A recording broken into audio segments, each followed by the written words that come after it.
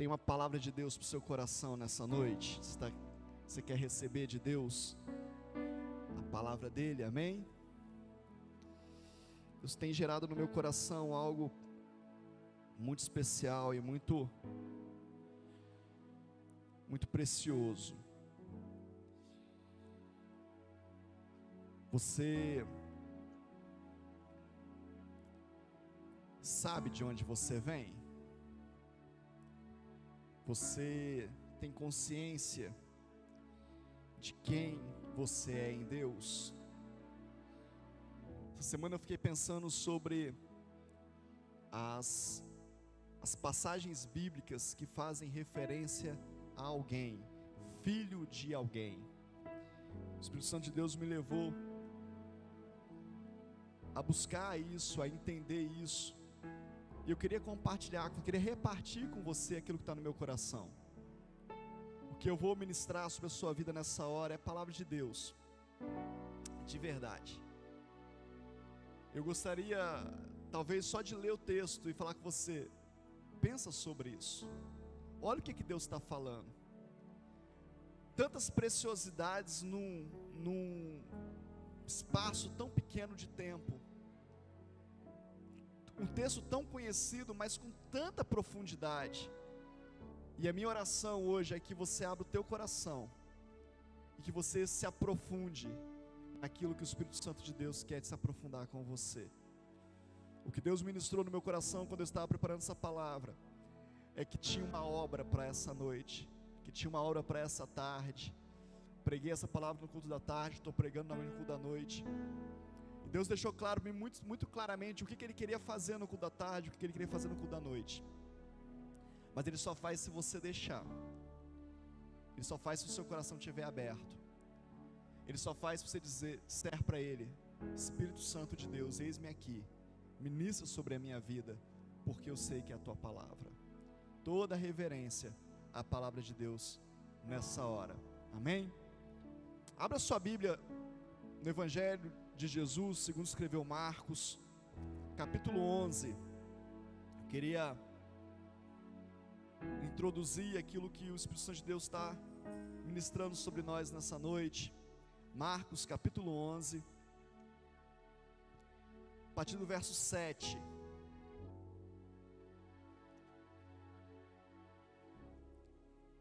Amém? Amém ou misericórdia? Vamos lá.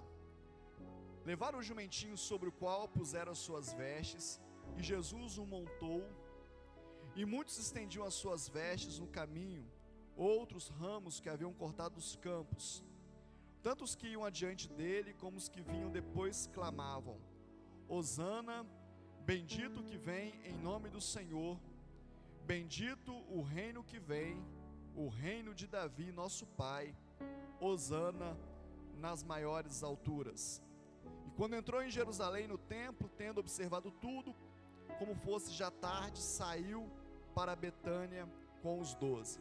Só até aí por enquanto. Essa é a passagem que fala de Jesus entrando em Jerusalém, a entrada triunfal, profetizada, declarada pelos profetas, e agora se concretizando.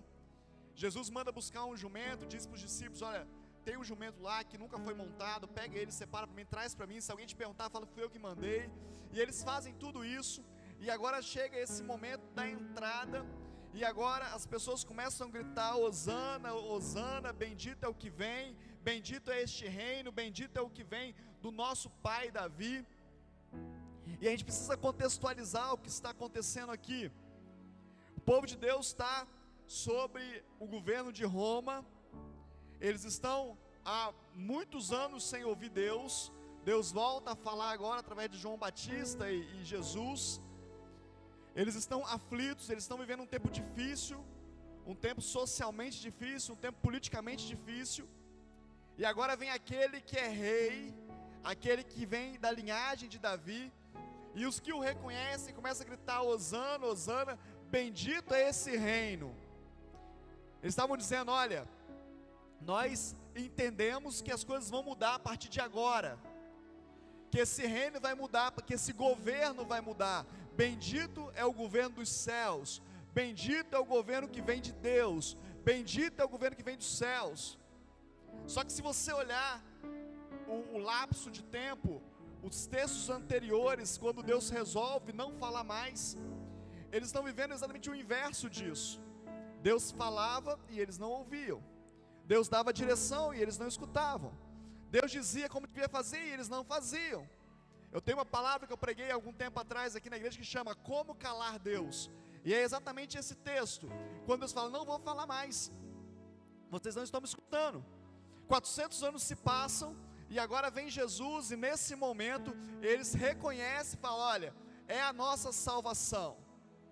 Muitos veem Jesus apenas assim, como salvação, salvação de um casamento destruído, salvação de uma vida financeira difícil, salvação de uma doença incurável, salvação de tantas questões, mas Jesus é mais do que isso, e eles estão reconhecendo, bendito é esse reino que vem, mas eles fazem referência a algo muito interessante, eles dizem, bendito é o que vem, o reino de Davi, o nosso pai.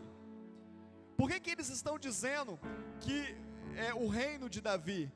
Porque lá, a palavra de Deus, queria que você abrisse aí, em 2 Samuel, capítulo 7, verso 14, acompanha comigo por favor, 2 Samuel, capítulo 7, verso 12, coloca para mim aqui, fazendo um favor, diz assim, pois quando você morrer e for sepultado com seus antepassados, escolherei um de seus filhos, de sua própria descendência, estabelecerei seu reino, ele é que construirá uma casa para o meu nome, estabelecerei seu trono para sempre, eu serei seu pai, ele será meu filho, se ele pecar, eu o corrigirei e disciplinarei com a vara, como qualquer pai faria, contudo não retirarei dele o meu favor, como o retirei de Saul, quando o removi do seu caminho. Sua casa e seu reino continuarão para sempre diante de mim, e seu trono será estabelecido para sempre. Esse é um texto profético de Deus falando para Davi. Olha Davi, o seu trono, o seu reino não vai ter fim. Eu vou escolher dentre os teus filhos um que vai continuar a fazer aquilo que eu quero, e mesmo que ele erre, eu vou corrigi-lo, eu vou discipliná-lo, e não vou tirar a minha mão sobre ele, não vou fazer como eu fiz com Saul, onde eu tirei a unção, tirei a minha mão, não, eu vou continuar. Por que Deus falou isso? Porque da linhagem de Davi viria Jesus, Rei dos reis e Senhor dos senhores. Amém? Eu posso ouvir um glória a Deus, seu ou não? Ele está falando exatamente disso. O povo judeu está olhando para Jesus e falando assim, olha, nós sabemos de onde você vem, nós sabemos qual é a tua linhagem, nós sabemos quem você representa, da onde você vem. E a pergunta que o Espírito Santo de Deus gerou no meu coração foi exatamente essa: você sabe de onde você vem? Você sabe qual que é a tua linhagem? A tua linhagem natural, humana, a tua linhagem celestial, a tua linhagem ministerial, você sabe quem é o seu pai? Por diversas vezes a Bíblia, ela nos mostra, nos aponta essa direção, dizendo, olha, fulano filho de fulano, fulano filho de fulano, fulano filho de fulano. A Bíblia no Novo Testamento, quando fala bar, o prefixo bar Jonas, por exemplo, é filho de Jonas. E aí você precisa saber e entender qual é a tua linhagem. Eu preciso saber qual é a minha linhagem e receber isso na minha vida. Se você caminhar um pouco falando sobre Davi ainda, 1 Samuel capítulo 17, versos 55, capítulo 17 fala daquele episódio que Davi está ali, o início ali da confusão com Golias, e depois ele rejeitando a armadura de Saul, e até ele indo lá e destruindo a vida de Golias. Mas tem um versículo 55, que é profundo, que é tremendo. Ele diz o seguinte: quando Saul viu Davi sair para lutar contra os filisteus, perguntou a Abner, o capitão do seu exército, Abner, quem é o pai desse rapaz? Quem é o pai? Por quê? Porque Davi chega para Saul e o confronta. Saul tinha um exército, Saul tinha armaduras, Saul tinha as armas de guerra. E aí ele fala para Saul: eu vou destruir, porque ele está falando mal do meu Deus, ele está falando mal daquele que é o meu Senhor. E Saul chega a oferecer a ele a sua armadura e fala: não vai dar certo esse negócio, eu vou em nome do Senhor. E quando Davi começa a sair em direção à peleja, Saul olha para o chefe do exército e fala: da onde saiu esse cara? Quem é esse rapaz? Quem que é o pai dele que gerou isso nele? Quem gerou isso no coração dele? Sabe, querido, talvez eu e você não tivéssemos coragem de ser Jessé na vida de Davi. Talvez eu e você, no atual momento que nós vivemos, a gente não teria coragem. Mas Davi, pelo que mostra a história, ele não era muito querido dos seus irmãos, ele não tinha uma ligação tão forte. E aí tem várias explicações para isso, eu não quero entrar nesses detalhes. Mas o fato é que Jessé manda Davi para o campo. Davi agora vai cuidar das ovelhas, num campo que tem leão, num campo que tem urso, num campo que tem peleja, num campo que tem guerra. E ele força Davi a confiar num Pai Celestial, ele força Davi a depender de Deus. E agora quando Davi olha aquele Golias, aquele gigante, dizendo que ninguém era capaz, queria destruir o povo de Deus, daí fala: não, peraí, que isso? Não, quando eu estava no campo e um leão vinha e pegava as minhas ovelhas, eu ia atrás dele, e eu tomava da sua boca e protegia as minhas ovelhas. Quando vinha uma besta fera do campo e pegava as minhas ovelhas, eu ia atrás dela e matava ela. Confiado no meu Deus, eu sei o Deus que eu sirvo, eu sei quem é esse Senhor. Talvez a gente seja muito protegido, né? Dentro de 4 paredes, um culto de domingo como esse, um louvor abençoado, e alguém dizendo para você: você vai conseguir, você é vencedor, você é mais que vencedor. A Bíblia diz que você é mais que vencedor. Davi foi o rei mais vencedor da história, mas foi o rei que mais lutou também. Foi o rei de mais pelejas, de mais guerras.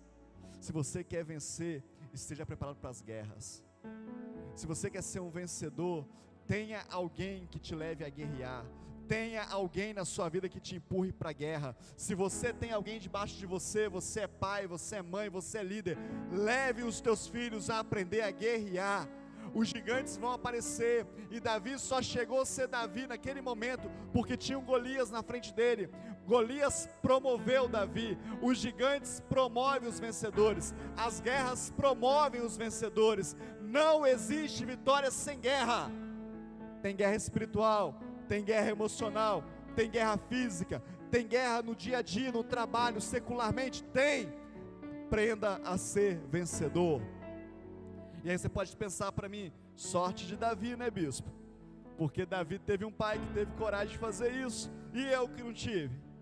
E o meu pai que foi ausente, e eu que não vivi isso. Deixa eu te falar, querido, você está tendo uma grande oportunidade hoje de escolher a linhagem que você quer participar. Você tem uma grande oportunidade de fazer escolhas sábias na sua vida, escolhas que vão te curar. Livro de Colossenses, capítulo 1, vai falar de um filho, e vai falar de quem é esse filho. Colossenses, capítulo 1, verso 15, diz assim: o filho é a imagem do Deus invisível, e é supremo sobre toda a criação, pois foi por meio dele todas as coisas foram criadas, tanto no céu como na terra. Todas as coisas que podemos ver e as que não podemos, como tronos, reinos, governantes, as autoridades do mundo invisível, tudo foi criado dele e para ele. Ele existia antes de todas as coisas e mantém tudo em harmonia.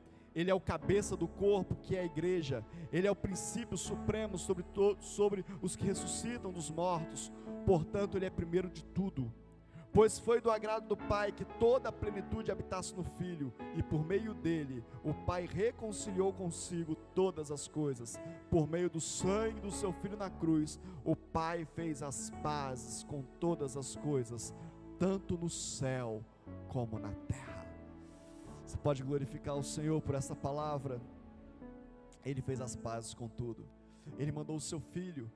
Ele coloca Jesus na terra na condição de homem, na condição de bebê, depois de criança, adolescente, jovem, homem. Ele faz Jesus passar por todas as etapas de crescimento. Ele coloca um pai e uma mãe, ele coloca José e Maria, mas os planos que Deus tinha sobre o homem Jesus eram anteriores a José e eram anteriores a Maria. Deixa eu te contar um segredo. Os planos que Deus tem a seu respeito são anteriores ao seu pai biológico, são anteriores aos seus pais. Mesmo que seus pais tenham falhado, o Pai do céu tem um plano perfeito para a sua vida. O plano que Ele tem é perfeito, o plano que Ele escreveu é perfeito. Ele te vê como perfeito, Ele te enxerga como perfeito, porque aquilo que Ele projetou é perfeito. Tudo que Ele faz é perfeito. Você pode pensar assim, bispo, mas essa passagem está falando de Jesus. É de Jesus mesmo que está falando, nosso irmão mais velho, porque a palavra de Deus diz que todos que recebem Jesus é dado o poder de serem feitos filhos de Deus. É você, sou eu poderia ler aqui então: eu sou o filho, a imagem do Deus invisível, porque Ele me deu o poder de ser feito filho dele. Amém? Você pode dar um glória a Deus? Então, quando alguém perguntar para você de onde você vem, você tem que saber: eu sou filho dele. Antes do pai na terra, antes do seu Moacir, que foi meu pai, Deus tinha um plano sobre a minha vida. O meu pai do céu é anterior ao meu pai terreno. O meu pai do céu é anterior aos planos do meu pai terreno. E ele pode até falhar comigo, ele pode até errar, mas o meu pai do céu nunca errou e não vai errar sobre a minha vida. Preciso aceitar essa paternidade, preciso receber essa paternidade. E aí receber essa paternidade é receber o Filho, receber Jesus como meu Senhor e Salvador. É disso que ele está falando. E aquelas pessoas estão gritando: Hosana, Hosana, aquele que vem do reino do nosso pai Davi, o reino de Davi está voltando. Eles estão dizendo o seguinte: vem um novo governo sobre as nossas vidas. Agora vai ter um novo governo, agora vai ter algo novo sobre nós. Se você continuar lendo o capítulo 11 de Marcos, você vai ver que Jesus está inteiramente comprometido com isso. Deixa eu te falar, querido, Jesus está comprometido, Deus está comprometido, que esse governo na terra, seja no Brasil ou fora do Brasil, os governos da terra sejam sujeitos a Ele. E Jesus está comprometido com isso.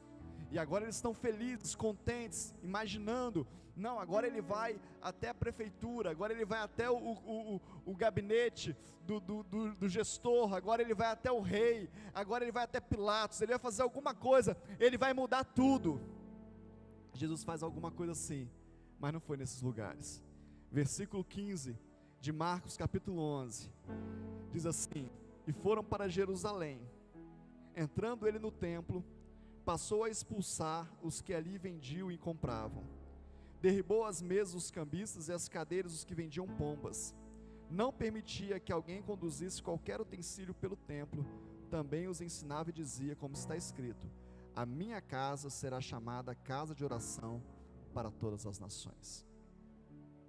Jesus está inteiramente comprometido com esse sistema de trazer o reino dos céus à terra, mas ele começa isso dentro do templo. Ele começa isso dentro da igreja. Sabe onde começa a revolução, querido? Começa dentro da igreja. Começa dentro de nós, que somos templo do Espírito Santo de Deus. Sabe o que Jesus está fazendo ali? Talvez você esteja pensando assim: tá vendo? Não vai ficar vendendo coisa na igreja, está errado. Jesus foi lá e quebrou tudo. Não, é muito mais profundo que isso. Quem dera se fosse só isso. Quem dera se a questão fosse só essa. É muito mais profundo. O que eles estavam vendendo, o que eles estavam comercializando, era o ato de purificação e santidade do templo. Era o momento onde eles ofereciam a expiação dos seus pecados. E agora eles começam a comercializar isso. Ao invés de cuidar do animal, escolher o animal, o melhor animal, o mais puro, o mais limpo, separado desde o nascimento, agora fica mais fácil: eu compro do Ricardo, eu compro do Gessiano. E aí o Gessiano, em vez de criar algo para oferecer para Deus, ele cria 200, 500, e ele traz no culto, no dia do culto, e fala: quem quer? É mais fácil. O que isso tem a ver com os dias de hoje, bispo? Jesus morreu na cruz, pagou por todos nós não fazemos mais isso. Como é que está o lugar da sua santificação hoje? Quando você saiu de casa para vir adorar o Senhor, você trouxe o melhor?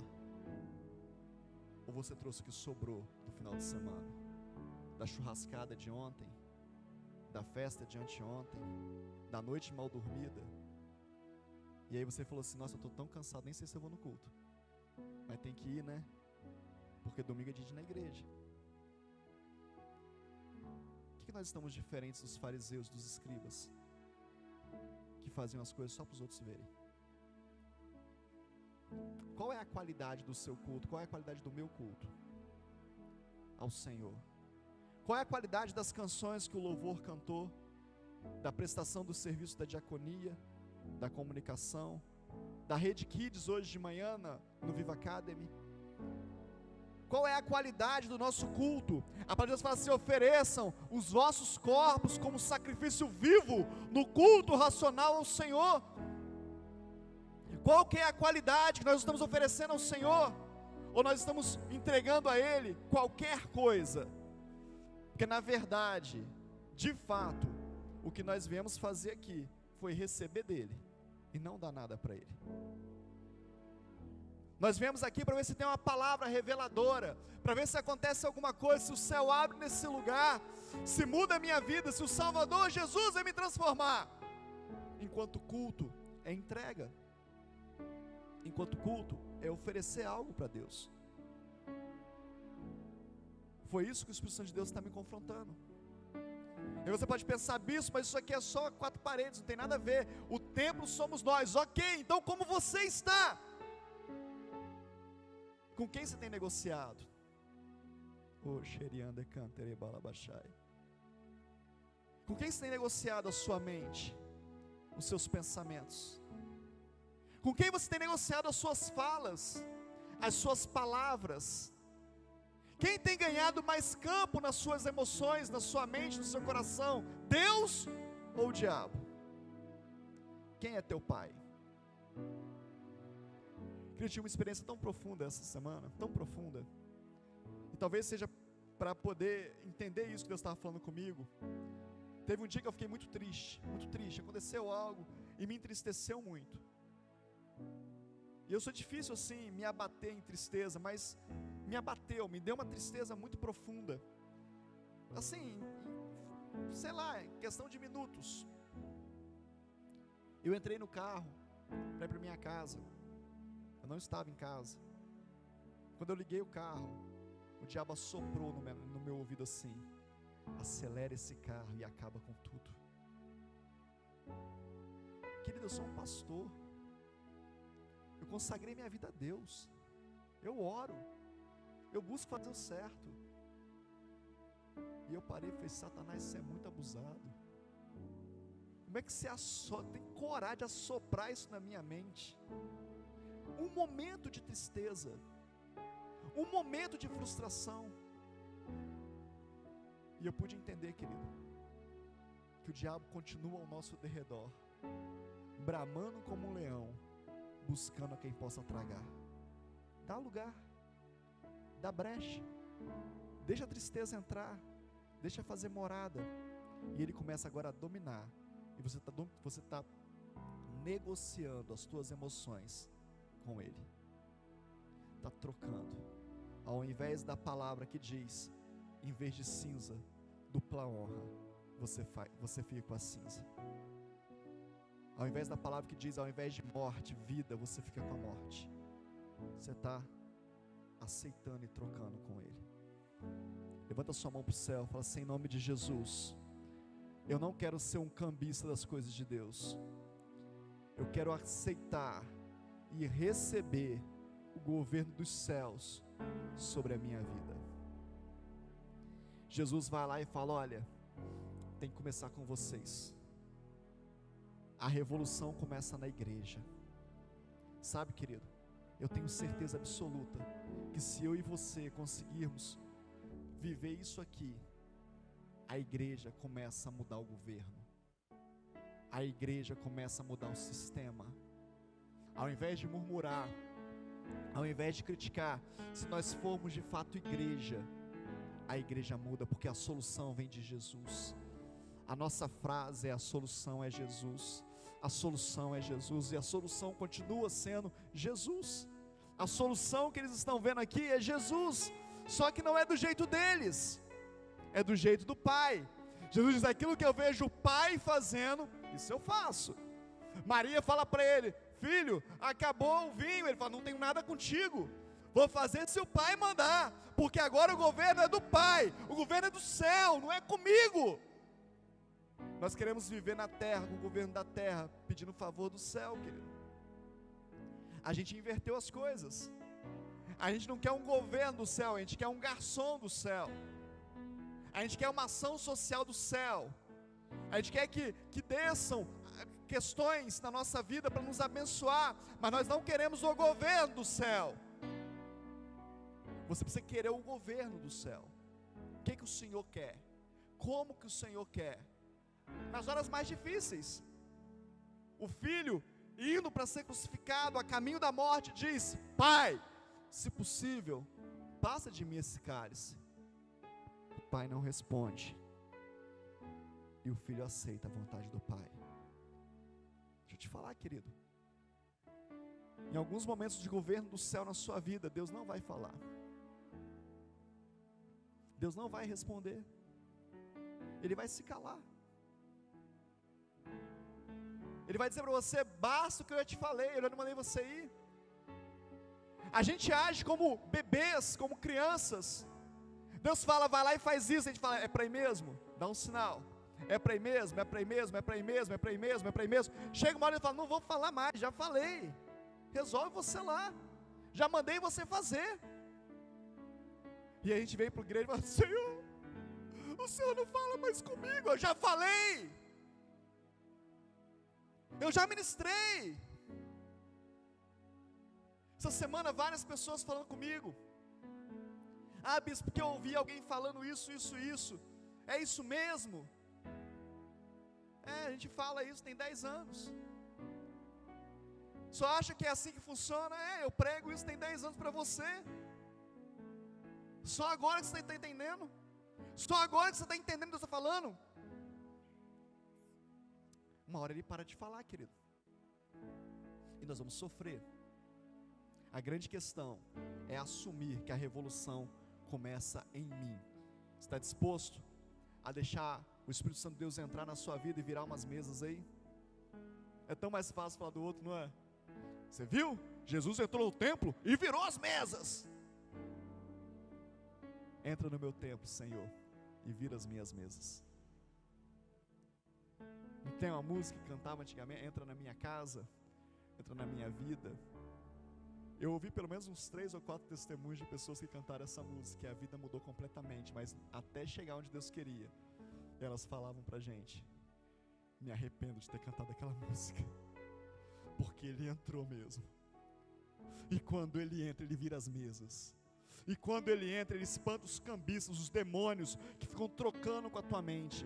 Quando Ele entra, Ele torna nova todas as coisas. É assim que Ele faz. Mas tem algo precioso ainda para a gente. Ainda no capítulo 11, voltando um pouquinho no verso 12 de Marcos, capítulo 11 de Marcos, tem algo muito precioso. Diz assim: no dia seguinte, quando saíram de Betânia, teve fome. Jesus teve fome. E vendo de longe uma figueira com folhas, foi ver se nela porventura acharia alguma coisa. Aproximando-se dela, achou nada, senão folhas, porque não era tempo de figos. Então lhe disse Jesus: nunca jamais coma alguém fruto de ti. E seus discípulos ouviram isso. Jesus está caminhando e ele olha para uma figueira e ela está cheia de folhas, está frondosa.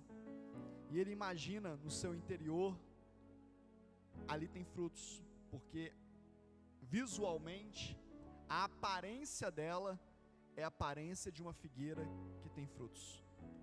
Eu vou lá comer. Mas quando chegou, não tinha nada, e ele amaldiçoou. Eu quero falar em nome de Deus para você nessa noite. Acabou o tempo de aparência. Não basta parecer crente. Não basta parecer cristão. Não basta parecer filho de Deus. Apresente os seus frutos. Apresente o que você tem para dar. Os filhos de Deus sempre têm algo para dar. Jesus, quando está no meio da multidão, 20.000 pessoas com fome, ele dá pão e peixe, por 2 vezes. Jesus está no meio da tempestade, os homens estão apavorados, mas ele tem tranquilidade e calma, ele acalma a tempestade por 2 vezes. Jesus está no meio da multidão, e alguém passa por ele com fluxo de sangue, e ele tem cura para dar, mesmo indo ressuscitar a filha de alguém, porque ele também tem vida para dar. O Filho de Deus sempre tem algo para dar, e ele deu a você e a mim a capacidade de sermos feitos filhos dele. O que nós temos para dar? Quando alguém chega perto de você e fala assim: você parece crente, Fabrício, estou precisando mesmo de uma palavra. O que você fala? Eu tenho uma palavra do Pai para te dar. Você fala: olha, o culto na minha igreja é domingo, vai lá, o pastor tem uma palavra boa. O que você tem para dar? Tem gente morrendo do seu lado, querido. Tem gente doente do seu lado. Aí você pode falar para mim: bispo, mas eu estou doente. Então por que você não procura cura? Por que você não procura um filho de Deus que tem cura para você? Porque aqui tem um filho de Deus que tem o que você precisa. Aqui é a reunião dos filhos de Deus. Olha para o seu lado aí, olha para o outro lado. Olha aí, olha aí, olha aí. O que você precisa, esse aí tem, ó. Tá vendo? É. Por isso que Deus reuniu eles aqui. Por isso que Deus juntou essa igreja. Porque a solução está no corpo. Pede ajuda. Fala: eu tenho essa dificuldade, não sei como fazer. Estou doente, me ajuda. Sabe o que Deus vai fazer, querido? Ele vai te curar para você curar outros. Ele vai te suprir para você suprir outros. E sabe aquela palavra que você diz assim: não, eu não posso fazer porque eu não tive. O Pai vai falar assim: eu estou te dando para não te faltar nunca mais e você ter para dar. Eu estou te suprindo de amor, eu estou te suprindo de compaixão, estou te suprindo de cura, eu estou te suprindo. Sabe, porque talvez você tenha passado por isso que você passou, para você entender da dor das pessoas. E quando alguém que estiver doente, precisando de algo, falar assim: sabe, eu estou passando por isso, você vai dizer: eu sei, eu também já passei, eu sei que dói, mas vem cá que eu vou te ajudar, porque o meu Pai me ajudou. Vem cá, eu sou filho de Deus, eu tenho para dar. Eu sei que você pode estar triste agora, dizendo: bispo, eu não tenho para dar. E vou ser muito duro com você, como um pai que corrige um filho, e vou dizer para você: você não tem porque você não quer. Basta você querer, basta você desejar, basta você deixar o Pai cuidar de você. E é lógico que o Pai vai usar outros pais para ministrar sobre a sua vida. É lógico que o Pai vai levantar outros pais para curar, para transformar, para edificar. A igreja como um todo, a igreja como corpo de Cristo é a mãe, mas dentro dessa igreja tem vários pais. O Pai é o que dá vida, o Pai é o que ministra vida.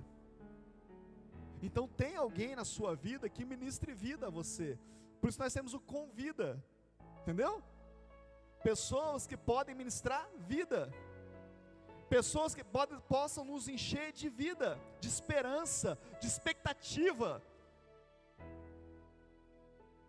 Talvez a sua expectativa não seja exatamente a que Deus tem, como o povo aqui estava achando que Jesus ia resolver isso lá com Pilatos.